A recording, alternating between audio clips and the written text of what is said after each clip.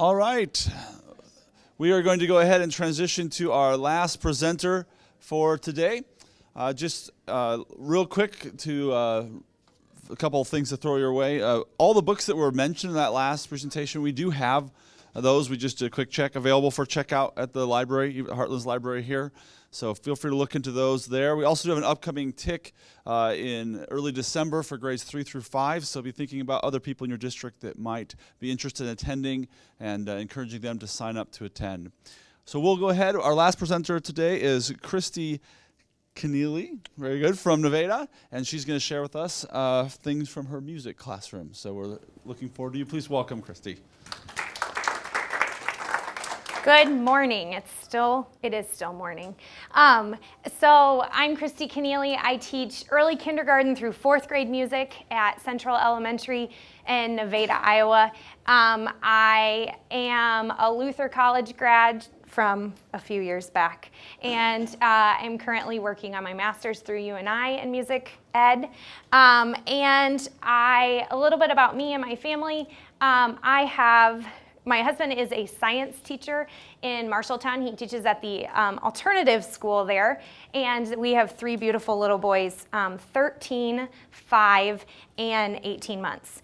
So we're constantly moving at our house in a variety of ways. I've taught in Nevada for the past 8 years, and 1 additional year to that in Eldora, New Providence.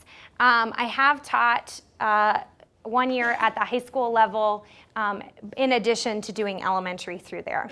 So I'm going to talk about data collection and feedback and how, when we are working with the vast majority of students that most of us are, just some ways that I've found to help take that load off the evening hours.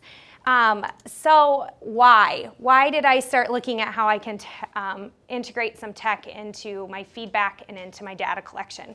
Well, when you have 600 plus students and a parent comes into you, or your administrator comes into you, or another classroom teacher comes into you, or the band director says, hey, should this student next year, are they really going to be able to do clarinet, whatever? And I go, well, yeah, I feel like they could, but I don't have that real data to support it. So I needed a great way to do that.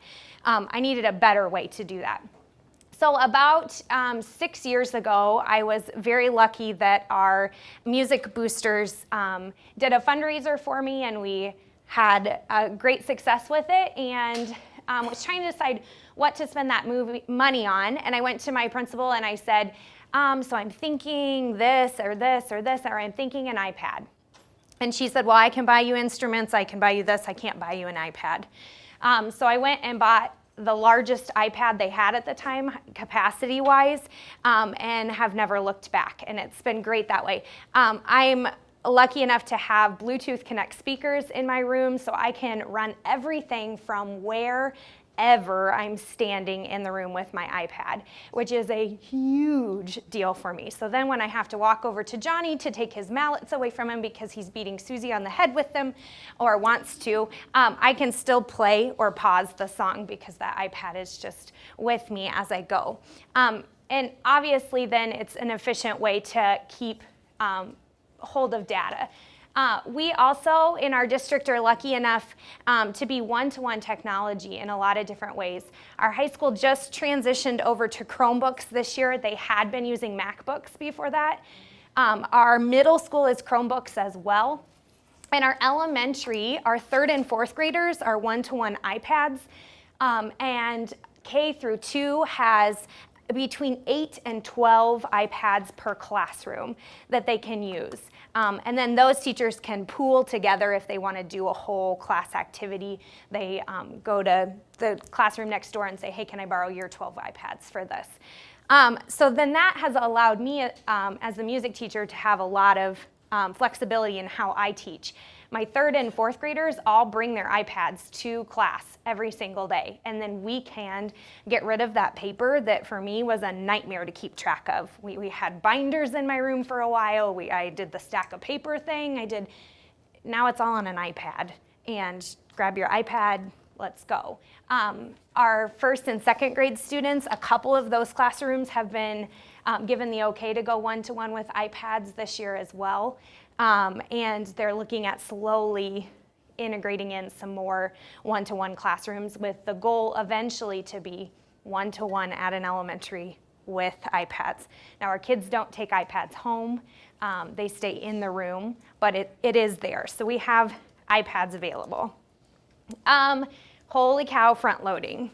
My biggest thing that I have found is this has helped me in the classroom on the moment keep track of data, but in the summer I spend a lot of time front loading this.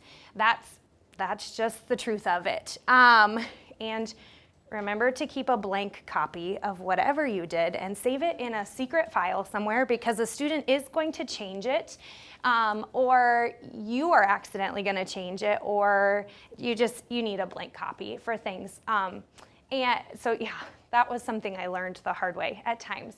When I first started, using iPads and Google Sheets and the Google Drive options, all the apps. We didn't have Classroom to be able to make copies for me. So one summer, I spent a week making a copy for each student. And then they could get into each other's because they were in a folder and they had it. And so the lovely thing about Google Classroom is they don't necessarily have access to each other's unless we give them access to each other's. And so it does take a significant amount of time, but there are different ways to help cut down on that time as well. The other thing that seems to take a lot of time is, even though we have been one-to-one iPads with our third and fourth graders for 3 years now, I spend probably 2 whole classes getting them logged into Google Classroom at the 3rd, 4th grade level. And part of me just dies inside knowing that I lost 60 minutes of music instruction to get them logged in. And with any technology piece, there is always a problem. But the benefits in the end are worth it.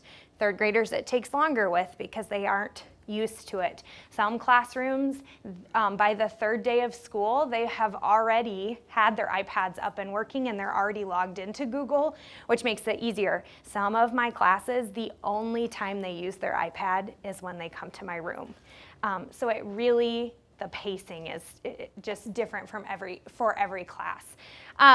Backing up a little bit, at the elementary school, I teach on a 3-day cycle. They call it a 6-day cycle, but really it's every 3 days I see them. I teach 28 sections, EK through 4th grade, and that's about 600 students. So again, the reason for this was, how do I effectively collect that data? Some gradebook programs allow you to have an app that you can run on your iPad, or some gradebooks, depending on your district, allow you to keep data as you go one by one. Nevada uses PowerSchool, and PowerSchool has an app that doesn't work for our iPads. They have an iPad app that doesn't log in correctly. And at the elementary level, they have not opened it up to where we can put individual columns and assignments in and that it all feeds into our grades. So then it became how do I keep track? So Google Sheets, or Google Apps, I should say, are the way I went. I keep the organizational piece as I go through in the summer, and I make a 3rd grade folder. Well, first I make a 2016-17 folder, and then I make a 3rd grade folder. And then in the 3rd grade folder, there's Mr. Barloon's class, and there's Miss Davis's class, and then there's our sheet with all the kids' names on it. And I can put tabs across the bottom for the different things I'm going to keep track of, whether it's note identification, or it's that performance piece that they're doing for me, or whether it's we do a listening exercise each day, and so I have a tab there. Those are all things that I pre-build at the beginning of the year and then adapt as I go through the year and find out that we need to make some changes. I have a 3rd grade class this year that is not handling their technology very well. And so we've taken the technology back out at times and found that that we need to back up a step before we go, and so then I can make those accommodations as we go through. So things that I have found that are easy. Let's see if I can. I apologize for the amount of tabs that I'm going to have up right now. So I'm guessing that most of you are fairly familiar with Google Drive and how to use it. Let's see if we can make this big enough to see. And the new color coding with Google is like my new favorite thing. So I have a gradebook up, and I can, for my kids, for my first and second graders, my data collection, for my kindergarten and my first graders, my data collection comes in class when I ask them to sing me a song individually. It's set up as part of my lesson that I'm gonna do a checkpoint. 4 friends are gonna sing for us today. And as they sing, and we're doing listening practice at the same time, as they sing, then I can take that iPad and I have a scale pre-set up, and you get a 5, you get a 4, you get a 3. And then that's what it is. If we're singing songs about our family, then there's the numbers that they can do. And that would be under a performance tab. If in 4th grade, when we're talking each day, when we are doing some music history and music appreciation things where they get to see a YouTube video of a composer, and we talk about some life things with that composer, and then they write me a sentence that tells me what they heard as far as what instruments were going on, what descriptive word they would use to tell me about that song, and something that it reminded them of or how it made them feel, then I have a whole set of composers across the top that I can keep track of. How did they go? And I can see then Johnny is consistently only putting in what instrument he heard, and he's not even doing that accurately most of the time. And so I can keep track. And of course then freezing rows, because most of my spreadsheets then go to AZ, way past over in here. And I found instead of having to go through and change all the size of the boxes, and then I can't read what it says, that I can just freeze the row, if I can remember how to do this right off the top of my head. View, freeze, and then I can freeze this column, and now I can slide this way, but their names stay there. Throughout the year, that has helped me a lot, because then I can still see across as I add more things down. Just a really simple tool, though, that has helped with that gradebook aspect of it. So, and the colors and the tabs. Again, just organizational pieces that have helped keep me organized and be able to stay up on top of things quickly, because when you have 6 classes coming back to back, you don't have time to move things around, and or we have enough little things that we have to move around, like seating charts and a new set of instruments and whatever you can. So what can we do to help ease that transition? From the student side, Google Classroom has become my best friend.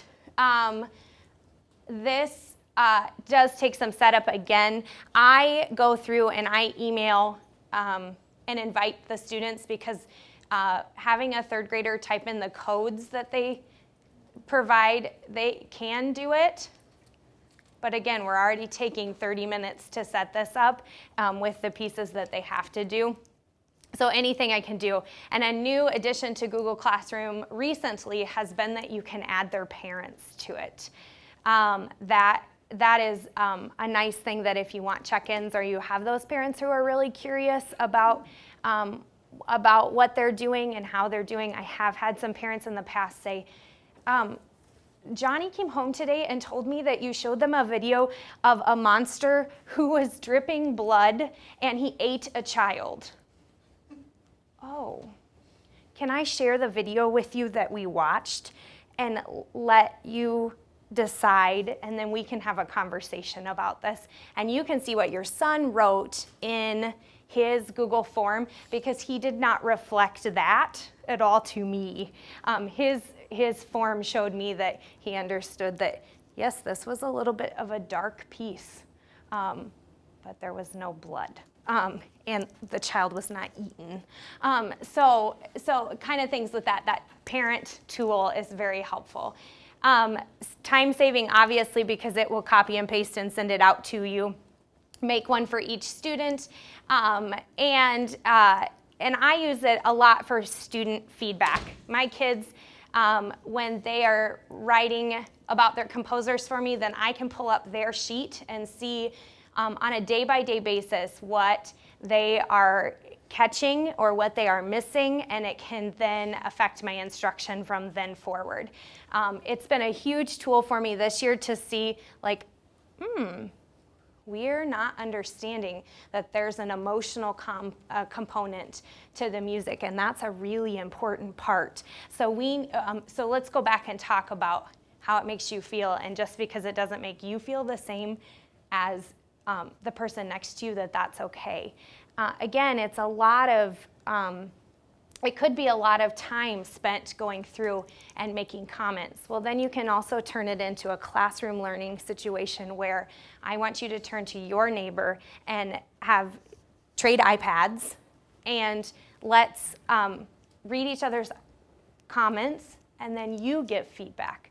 What is your neighbor missing from their comment or their sentence that we've talked about is important when we talk about different things. So it's a great feedback tool.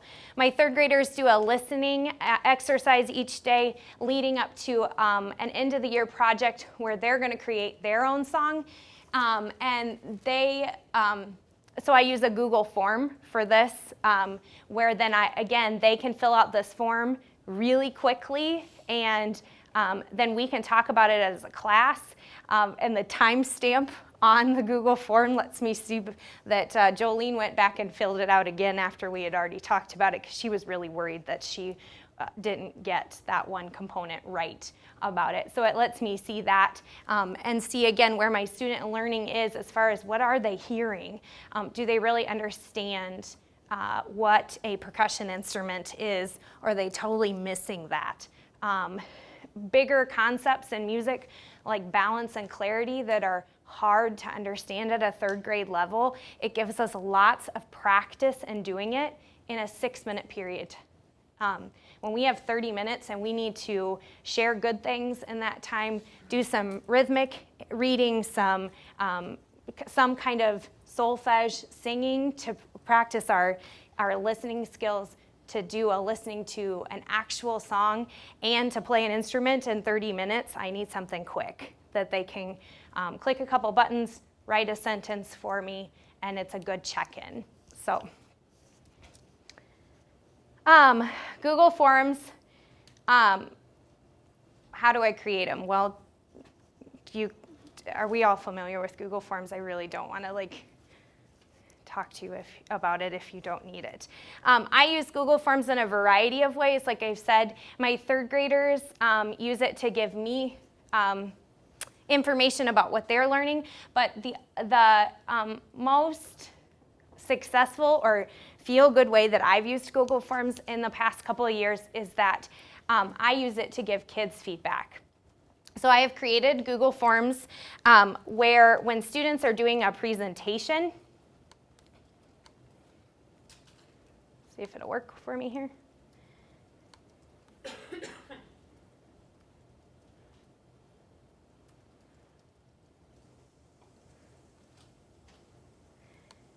I can create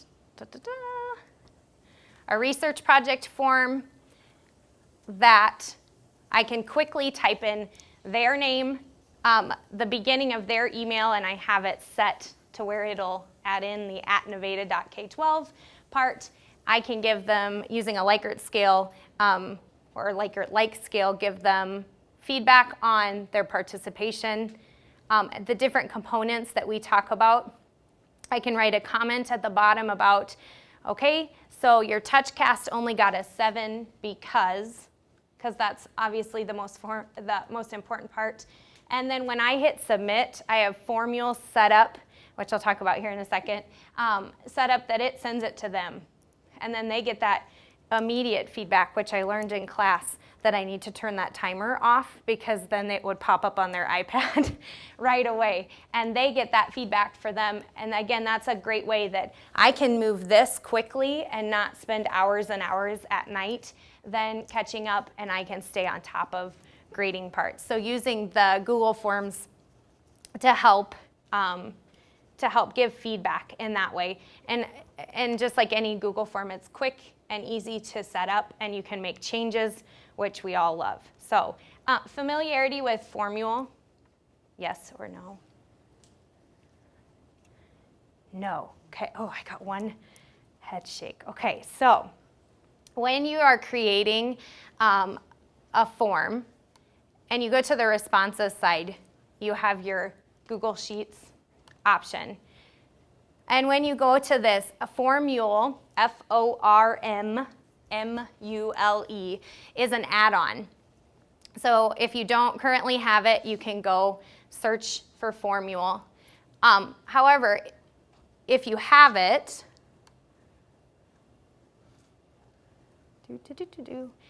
it's a tool that, again, lets you send that feedback straight to your students. And so there's different options here which you can utilize. And there's some really great YouTube videos on how to do this. But it takes the template that you already have,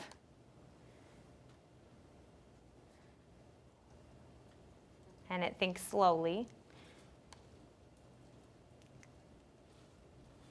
It allows you to take the different columns that you've already built in your spreadsheet or from your form, and it lets you choose which of those you give feedback to. So a student probably doesn't need to see when you turned it in, so you can turn off timestamp. However, you can say, here's your score for your composer. It's based out of 10 or whatever it is. And then you can include this, you can touch off to the side here and click on the student name. So it's going to include that. On their email, if that needs to go in, you get to choose that the student email goes into the to column. So if this wasn't here, I would start by clicking in the to column and choosing student email, and then adding at Nevada if they're all those emails. So it helps that I don't have to type in so much there. If I want them to be able to send me email back if they have questions about their feedback, then I reply that it's there. And then I get to choose which of these columns from the spreadsheet go in there, so they can see their participation score, or maybe you don't want them to see that, or they can see the comments section, or they can see, and it gives them that feedback. And if you have it set to send on the submit button, or they have added a timer section to it that you can send it 10 minutes after the submit, or you can choose to send manually, that you have to go in, and that way if you wanted to send all of the classes out at once, then you could manually send it as well. And then it just does magic. And you can preview what it's going to look like for kids. And then it will just send it out for you as you go through. So it's a great way of keeping track of which tab we're on, of ways to help the kids get that. There we are. To help them get feedback and for you to keep track of it in that spreadsheet form. So Formmule has been a great tool to use for that. Questions on Formmule? I'm going to practice my wait time.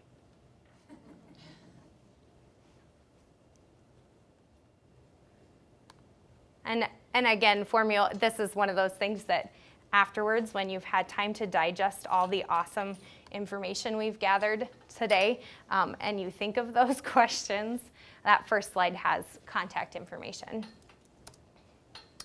There's Formmule.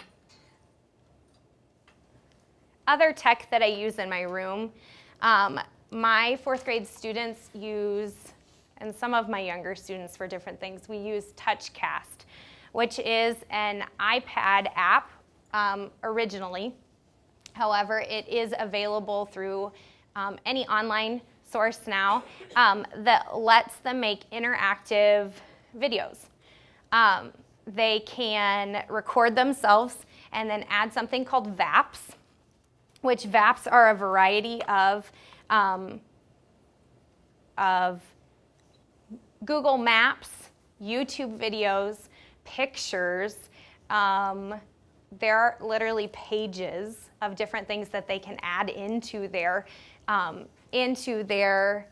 presentation, and they can choose to make it interactive to where if you click on a thing on a VAP in it, that it will take students out to another thing. You can add quizzes in there. They can so you can have self-checks in there, as well as it can be used as just a presentation tool. My kids use it when we talk about composers, and they then can record themselves. They can make a script ahead of time that scrolls off to the side that helps them decide what information they need to present. And then they can run a presentation, and when they're talking about Johann Sebastian Bach, they can put a picture of him up there. And then it's really funny to see if they got the correct picture, or if they, so we're learning ways to check that, to make sure that, or they can add a YouTube video in or an audio clip in to have that picture run in the background. If you have a green screen available, there are some really fun, you can make yourself in a newsroom. The example that we use in class is that there's breaking news about Beethoven, and then we talk about some different things in Beethoven's life. TouchCast has some pre-made ones. You can make them public to where anyone can go and see for examples of different ways you can use TouchCast, or it can be just private, and they can send you links to it that then I can just go watch. This was a great tool when my youngest son was born. The kids were able to finish up. He was a May 2nd baby, and we were still ending up the end of the year. And so my kids were doing TouchCast, and they sent them to me, or I could log in and see their class, and was still able to finish up that work with them at the end of the year and give them feedback on their presentation, even though I was not in the classroom. It's a really neat tool. There are so many options available with TouchCast and the VAPs that it's probably a good idea to limit how many pictures they can put in, or put some requirements there. I usually tell my kids 3 to 5 pictures. They have background noises like clapping and cheering that the kids can add in, and of course they get really excited about that. TouchCast has made some really great updates. As far as it used to be that you had to record from beginning to end with no stops, and you had to touch all the buttons that you wanted things to pop up and move them around as you did that. That was a lot for me to try to do, trying to make a 4-minute video. It was darn near impossible for my kids to do. Now they have the option that you can go back and edit, or that you can just record, the kids can just record themselves saying the information and then go back and add in those pictures as they go and make them pop up in the right places, so they're not covering up their face, so that they're not, so they can take it down when they want to. I've also had kids use this with when we're sending out videos to give information about fundraisers, that we can then take the video that they created and send it out in an email or in a link, so that it can be seen. I was allowed this year to paint my big closet doors with green screen paint, and so which is like neon green, and my kids, it's probably about this color, which also happens to be my favorite color. So the kids all thought I just painted the doors green this year when they walked in over summer break. And I said, no, the really awesome thing is we just have to stand in front of the door handle that I couldn't paint green. And now we can do the fun backgrounds on our TouchCast. And the other elementary teachers have, hey, when do you not have class? Can I send my kids down right at 8:15 to record with your green screen? And it's something that we're talking about putting in the hallway a couple of places so that, hey, that blank space, a wall that we can't put artwork up on anyways because it'll tear the paint off, and so it's just a boring thing. Let's paint it bright green, and now we have a green screen space for lots of kids to utilize. Again, since we are iPad technology at our school, there are lots of occasions where our kids are video recording things. And then at the elementary level, we're finding more than more that our kids have understanding that they can't put in words yet. They can't type fast enough to get their ideas out. They can't write fast enough, but they sure can hit play on a video camera and tell you lots and lots in 3 minutes. So let's give them the opportunity to do that in a way. So TouchCast is a great way to do that. I also use SoundTrap for music people in here. SoundTrap, I used to use GarageBand. And we would go to the computer lab, and then I would have to fight with the other 80 teachers in the building on getting 3 half-hour sections for my kids to make a GarageBand. And then we got iPads, and I thought, oh, that'll solve the problem, except GarageBand doesn't work the same on the iPads as it does on the computer, and it didn't really do the same things that I wanted for kids to create their own song-making loops. So I talked to the middle school director, and she said, well, GarageBand doesn't work at all on the Chromebooks because you can't save anything on the Chromebooks. So she was using SoundTrap, and we decided that it would be good for our kids to be able to have some consistency. And so we would use SoundTrap to make our songs to make our songs here. This is also how I play songs for our kids. So SoundTrap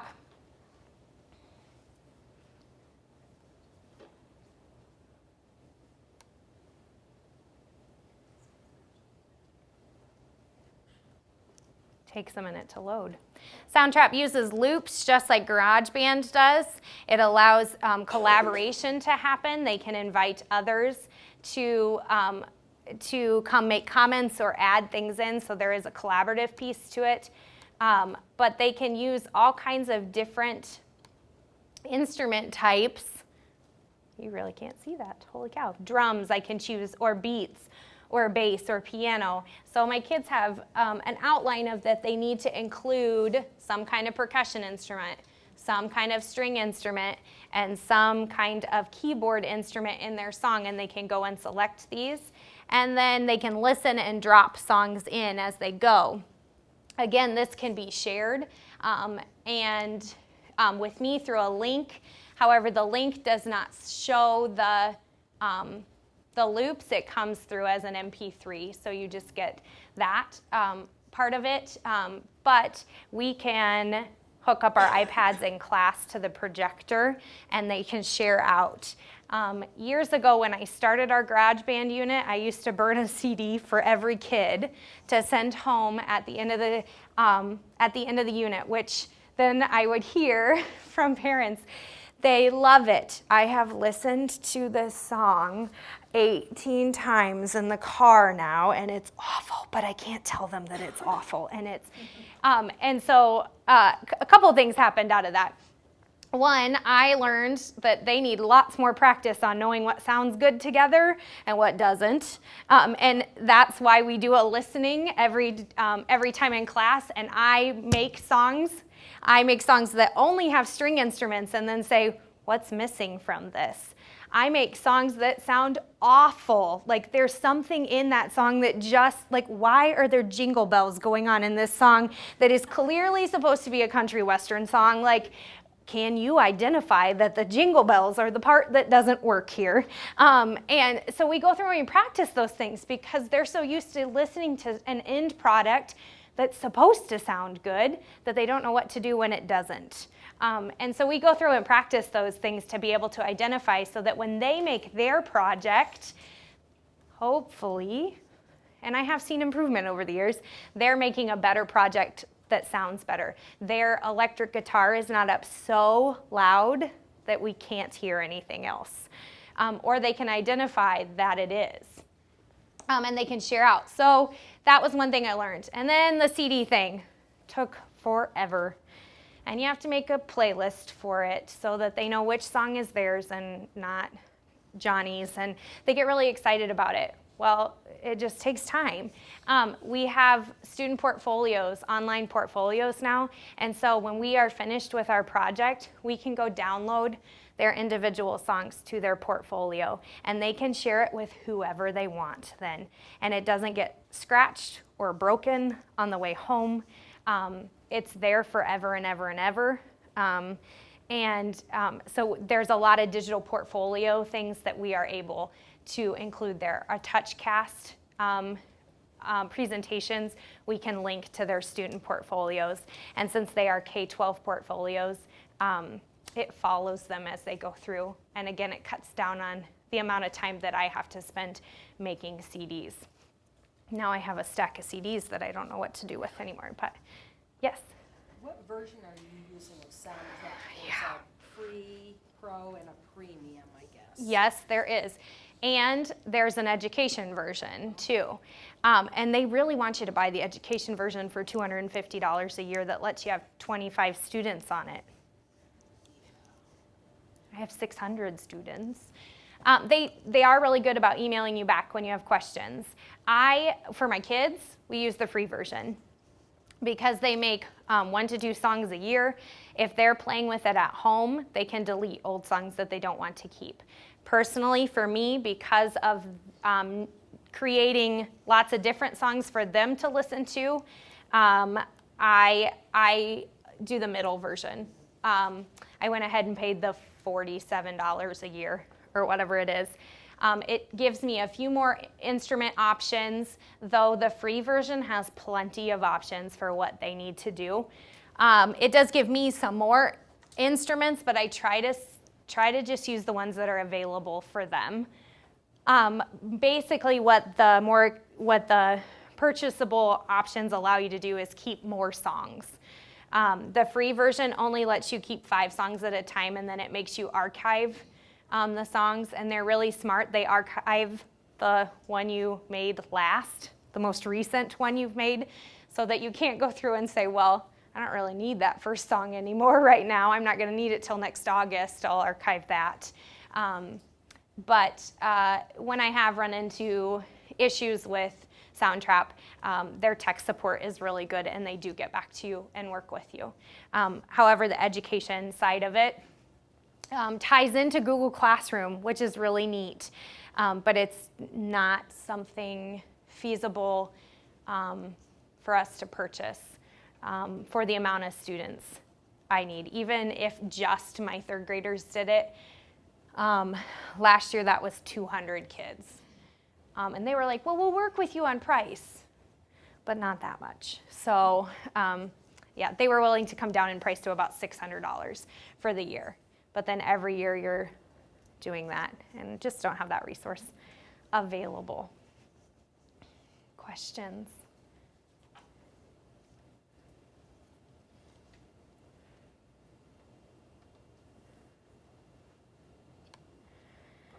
I do use QR codes in my room for several things. For my younger kids, the QR codes look like books that have QR codes on the front of them that they can go listen to. Lots of books that you have with recordings along with them, or like Isa Trampini's books that are the the Itsy Bitsy Spider that she's added additional verses on. I've made a recording of myself singing through the book, and then my younger kids, or even my older kids who like to go back on those days that we have stations or they're doing some independent learning, they can grab an iPad, scan that QR code, and listen to the songbook. We also use QR codes around our school for different search and find kind of options. Lots of things you can do QR codes with. Orange Slice, have you heard of this?